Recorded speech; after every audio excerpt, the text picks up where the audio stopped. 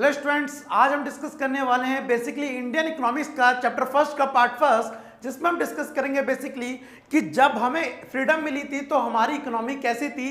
साथ ही ये भी डिस्कस करेंगे कि कैसे ब्रिटिश ने इंडियन इकोनॉमी को एक्सप्लॉइट किया। तो चलिए शुरू करते हैं। मेरा नाम है रवि कश्यप और आप देख रहे हैं इकोनॉमिक्स की 95 प्लस सीरीज।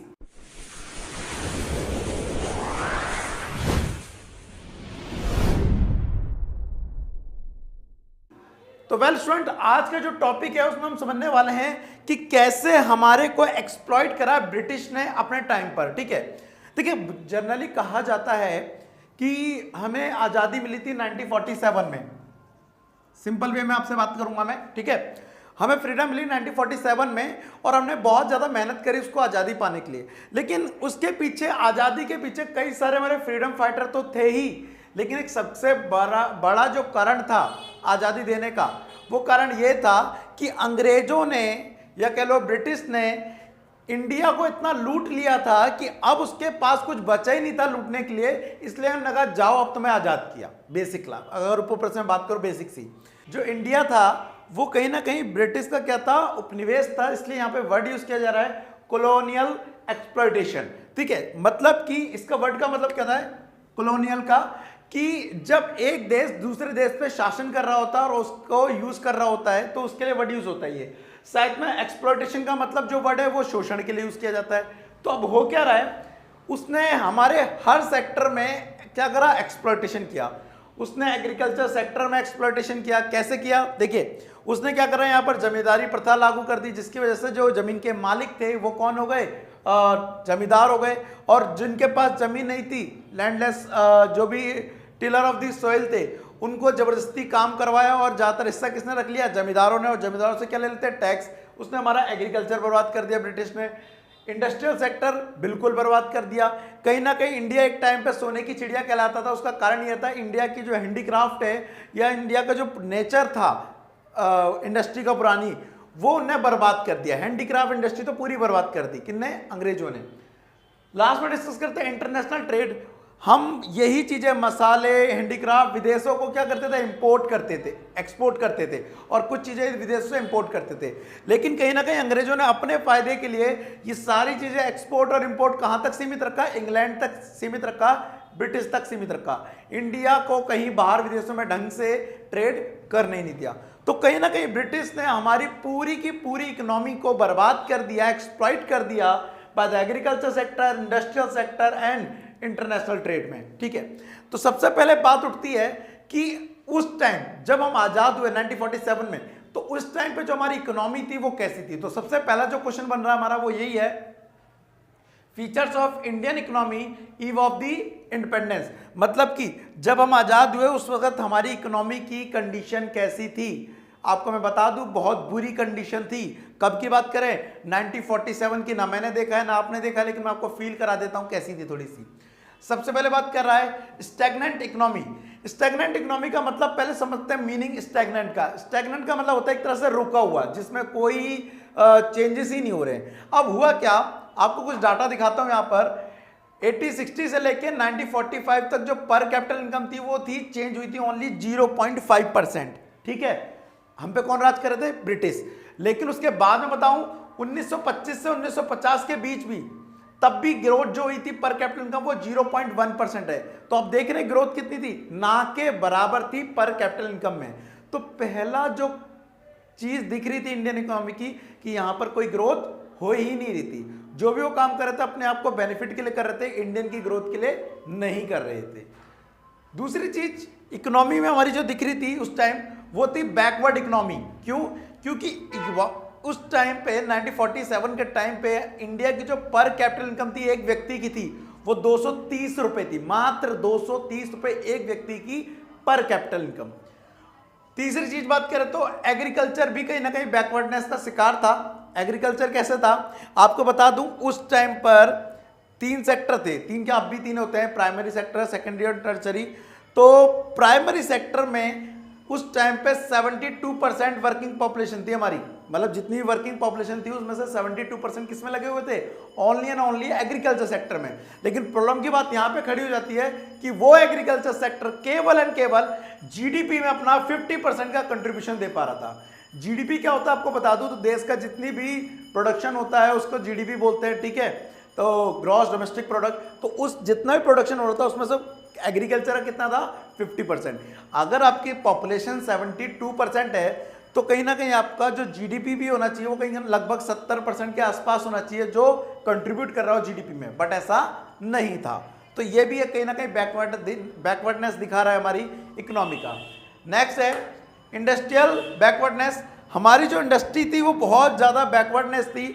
यहाँ पर कह लीजिए कि मशीन का प्रोडक्शन नहीं था। हम क्या करते थे, जो भी चीज़ बेसिकली होती है बाहर से इंपोर्ट ही करनी पड़ती थी। और ये कहूँ मैं अगर कि यहाँ पर कोई बड़ी इंडस्ट्री थी ही नहीं तो ये भी गलत नहीं होगा। ईव द इंडिपेंडेंस इंडिया के पास ऐसी कोई इंडस्ट्री बड़ी नहीं थी जो इसको खड़ी कर सके, इसकी रीढ़ की हड्डी बन सके, ठीक है। तो ये भी हमारा क्या था, बैकवर्डनेस था। नेक्स्ट रैम्पेड पॉवर्टी, आप इसको मास पॉवर्टी बोल सकते हैं।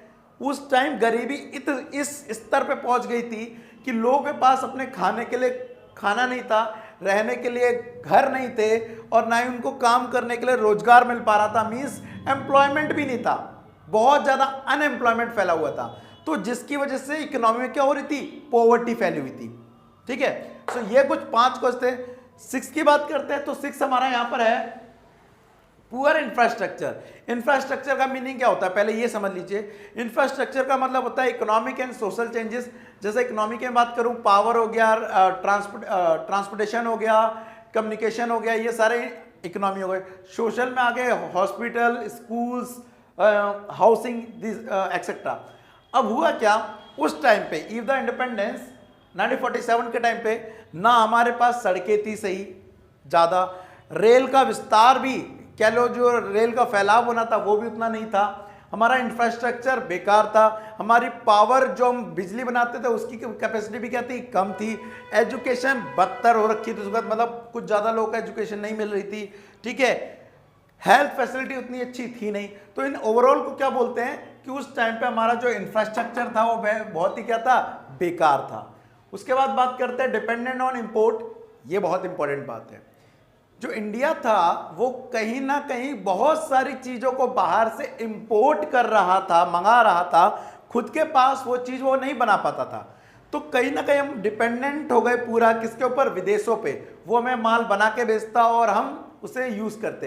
हद तो तब हो गई कि जब गेहूं चावल, जो ऐसी चीज़ है जो इंडिया में ज़्यादा उगता है आज के टाइम में, वो भी उस टाइम पे हम क्या करते थे, विदेशों से इंपोर्ट करना पड़ता था हमें, ठीक है। Next limited urbanisation. अर्बनाइजेशन का मतलब होता है शहरीकरण, जिसका मतलब होता है शहर बसना। बेसिकली आप में से कई लोग ऐसे होंगे जो शहरों में रहते होंगे और आप में से कई लोग होंगे जो गांव में रहते होंगे। एक सिंपल सा एग्जांपल लेता हूं मैं। जब हम कभी गांव जाते हैं तो जनरली मैंने कभी साउंड सुना एक कि गांव के लोग बोलते हैं वो दिल्ली वाले आ गए, just because I am from Delhi, तो वो क्या बोलते हैं, दिल्ली वाले आ गए। तो उनके पीछे ये सेंटेंस बोलना कि दिल्ली वाले आ गए, वो दिखाता है कि वो दिल्ली को कुछ अच्छी चीज समझते हैं और अपने गांव को कुछ बेकार सी समझते हैं। मींस दिल्ली एक अच्छी चीज है, वहां विकास है, वहां ग्रोथ है, लेकिन उनके गांव में वो ग्रोथ नहीं है। तो इतना तो आपको भी पता है कि शहरों में ज्यादा विकास होता है, ज्यादा ग्रोथ होती है, ज्यादा फैसिलिटी होती है, ज्यादा इंफ्रास्ट्रक्चर होता है, वहीं गांव में इतना नहीं होता है। तो अब हुआ क्या, ये आज की बात कर रहा हूं मैं, लेकिन 1948 के टाइम पे ओनली एंड ओनली देश की जितनी भी पॉपुलेशन थी उसका 14% ही शहरों में रहता था। बाद बाकी लोग कहां रहते थे, गांव एरिया में, रूरल एरियाज में रहा करते थे। तो ये बहुत चौंकाने वाली बात है। और ध्यान रखना 86% इन रूरल एरिया का मतलब है कि वहां पर बेसिक नीड्स, बेसिक इंफ्रास्ट्रक्चर भी कम से कम होता है ना। तो ये ग्रोथ की निशानी नहीं है। नेक्स्ट हमारी जो इकोनॉमी है वो कौन सी है, मिक्स्ड इकोनॉमी थी। बेसिकली इकोनॉमी 3 तरह की होती है, capitalism, socialism and mixed. Capital में क्या होता है, प्राइवेट सेक्टर काम करता है, सोशलिज्म में गवर्नमेंट सेक्टर पूरा काम करता है। लेकिन जो इंडिया की इकोनॉमी थी उसमें गवर्नमेंट और प्राइवेट दोनों का क्या था, एक तरह से मिक्स था।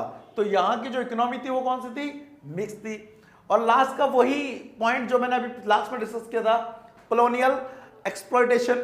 हमारा जो देश था, हमारी जो इकोनॉमी थी, वो चला कौन रहा था, ब्रिटेन। और कब्जा किसने कर रखा था इंडिया पे, ब्रिटेन ने। तो भारत उसका उपनिवेश था जहां पर वो काम करवाते थे, अपना रॉ मटेरियल भेजते थे, जो भी है। तो हमारी जो इकोनॉमी थी वो डिपेंड थी एक तरह से ब्रिटेन की के ऊपर, क्योंकि वही चला रहा था हमारी इकोनॉमी को। तो आपने देखा कि किस तरह से हमारी इकोनॉमी की हालत बहुत बद से बदतर हो रखी थी। इसलिए मैं कई बार ये बोलता हूं कि हमारे फ्रीडम फाइटर ने मेहनत तो बहुत करी, लेकिन जो हमें देश मिला ना, जैसा उन्होंने हमसे लिया था वैसा दिया नहीं। हमारे देश की हालत उस टाइम पे बहुत ज़्यादा बदतर हो रखी थी, बट आज के टाइम में हमने बहुत ज़्यादा इंप्रूवमेंट किया है, ठीक है, बहुत ज़्यादा आगे बढ़ गए हैं, लेकिन हमें और भी कई सारी चीज़ों को फोकस करने की जरूरत है, ठीक है। तो आज वाले टॉपिक में मैं आपके साथ यही डिस्कस करना था कि कॉलोनियल एक्सप्लॉयटेशन क्या होता है, साथ ही मैंने डिस्कस किया कि फीचर्स क्या होती है इंडियन इकोनॉमी की कब 1947 के टाइम पे, ठीक है। वेल, अगर इससे रिलेटेड अगर आपको कोई भी अभी डाउट आ रहा है तो आप कमेंट बॉक्स में लिख देना। अगर आपको कोई सजेशन देना है तो वो भी आप भी लिख देना। साथ ही इस चैप्टर के नोट्स का जो लिंक है वो भी आपको डिस्क्रिप्शन में मिल जाएगा, ताकि आप उसको नोट्स को लेकर पढ़ाई कर सकें। तो मिलते हैं अगली क्लास में। आज के लिए thank you, tata and bye bye.